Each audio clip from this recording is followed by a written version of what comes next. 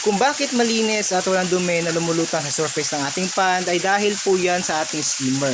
Ito po yung responsible para humigop or dyan po pumapasok yung mga dumi na lumulutang dito sa surface ng pan para dalhin yung mga duming yon papunta sa ating filter chamber. So ito po siya, ganito po yung normal na naka-on po yan. Tapos may mga kahabi tayo na nagtatanong kung kailangan po ba na lagyan ng ganito or ganitong setup. Depende na po yan sa inyo kahabi kung ano po yung pagkaka-setup na skimmer na gagawin po ninyo. Ito lang po yung isa sa mga design na pwede nyo pong pagpilian. Pero ito, nung una natin na mag-setup ng skimmer, pag nagpapakain po kasi tayo, pumupunta or pumapasok dito yung mga koi food. Kaya gumawa tayo ng ganito, nag-add tayo ng pipe sa ilalim. Yan. Tinataas natin to pag nagpapakain tayo ng mga isda para di na makapasok yung koi food. Yun siya. Tapos pag nakatapos na silang kumain at wala ng koi food, binababa po natin to. Yan. Para mag-on na po ulit yung ating skimmer. So, yan lang po yung purpose ng pipe po na yan. Pero, pwede naman din na kagaya ng old setup natin, tanggalin lang po natin to pag yan, medyo matigas siya. Pag nagpapakain tayo, tatanggalin na natin to. Yan. Para di mahigop yung mga dumi or yung mga koi food na ipapakain natin sa ating mga alagang koi, tatanggalin na natin to. Pero yun nga, yung naisip ko po dun sa mga nakaraang setup natin, pansin nyo to, may mga lumot na siya. Yan, focus natin. May mga lumot na siya dito. Tapos yun din, yung pipe na yun, may lumot na siya. Kaya di na natin siya mahugot. Matigas na siyang hugutin. Kaya nagawa natin na makapag-isip ng ganitong setup. Nakapaglagay tayo dito ng ito. Ito lang naman siya. Simpleng pipe lang na 3 inches din. Same size nitong ating skimmer. Nag-cut lang po tayo dito sa gitna para lumiit siya at magkasya na po siya dito. Ayan. So, yan lang po talaga yung purpose nito para di na po natin kailangan hugot-hugutin to. Kasi, pag nagkaroon na ng lumot ito, patagalan, tumitigas siya. At di na natin mahugot. Kaya ito na lang po yung naisip natin na gawing setup. Ayan. Pero, nung unang setup talaga natin, wala naman tayo nilagay na ganito. Ito lang. Pwede na. Ayan. Ganyan lang. Same purpose din naman. Kahit di natin lagyan ng ganito. So, kung maglalagay kayo nito or hindi, okay lang din. Pero sa atin, pag nagpapakain tayo, yan, natanggal lang. Gaya niyan. Matigas na kasi madami ng lumot at kailangan na linisin. Yan. Tapos, off. Yan. Yan lang po yung purpose kaya naglagay tayo nito. Para itataas at ibababa na natin. Yan. Off. Tapos, yan. Hugutin na natin pataas. Ganyan lang.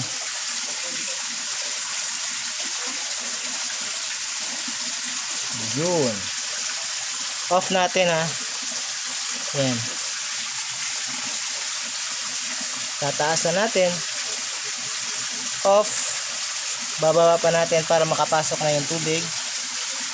Ayun. So, depende na po yan sa inyo guys. Kung gusto nyo po ng ganitong setup, pwede. Kung wala namang ganito na pipe, pwede din. Pwede ganyan lang. Depende na po yan sa inyo. Idea lang po ito na pwede nyo pong gayahin. So, ngayon, magpapakain na tayo. Kaya off po muna natin to. Pwede din po siyang naka-on sa ilalim. Yan. Dito na part may pumapasok na tubig. Pero di pa din makakapasok yung mga koi food. Pag wala talagang tubig, ganun. Pag gusto nyo may makapasok na tubig sa ilalim, ganyan. Pero di makakapasok yung koi food. Kung gusto nyo po yung gayahin yan kahabi, meron po tayong complete video po niyan kung paano natin yan ginawa. Napaka-simple na naman. 5 lang, tapos ayan. maliliit yung butas na nilagay natin nung una. Pero yun nga, mabilis matrap ng lumot kasi madaming lumot yung pan natin. Kaya yan, nilakihan natin yung ibang part niya para di mabilis magbara. Ayun lang. So, ngayon pakain tayo. Kung gaano kadami yung koi food na pinapakain natin sa kanila, 4 na ganito. Yan.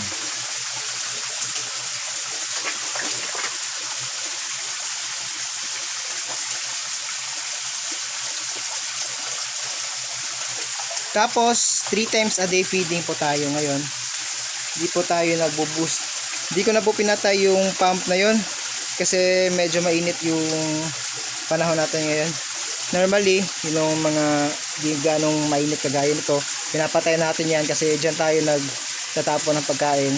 Dyan sila nasanay na kumain. Pero ngayon, on na lang po natin yan. Tapos off naman to, hindi makakapasok yung koi food. Yan, dito na sila kumakain ngayon. Napakalaking napaka-useful po talaga niyan. Napaka-laki yung gamit natin sa pump na yan. Kasi isa yan sa nagpapalamig ng tubig.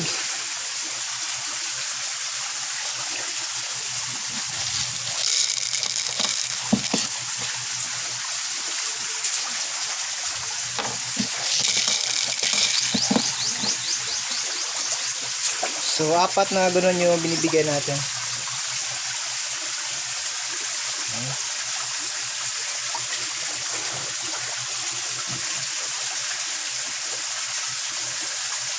Maganda mabigay ngayon ng color ng koi food sa ating mga alagang koi kasi tirik na tirik yung araw.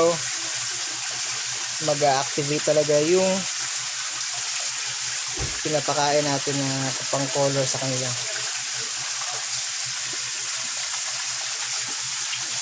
So yung sangke natin, na routine sangke, working on body na lang. Donigoy, tako na rin.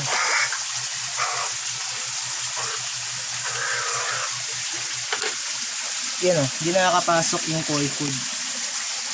Pwede naman ganyan. Yan o.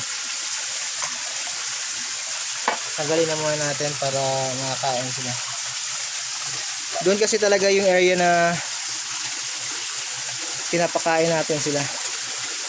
Kaya ito ngayon pupunta dito yung koi food kasi may malakas na flow ng pump doon. So, sa mga nagtatanong dito guys, 5 koi po yung laman nito, 4.6 tons. Tapos yung size nito 12 feet, 4 feet, 3 feet, 3.2 feet, 3.4 feet yung lalim. 4.6 tons, 5 koi yung nandito. Tapos 2 import, tapos 3 island born. Island born lang po sila pero yan, napalaki naman natin. Nakuha natin to ng mga 6 inches. 6 inches kasali sa mga growth ng farm. Tapos ito napalaki naman natin. So kaya talaga magpalaki ng kahit trapal pan lang guys. Basta tama lang yung pag-aalaga natin sa kanila. Tama yung pakain. At yung tama yung size ng pan. 1 ton per koi.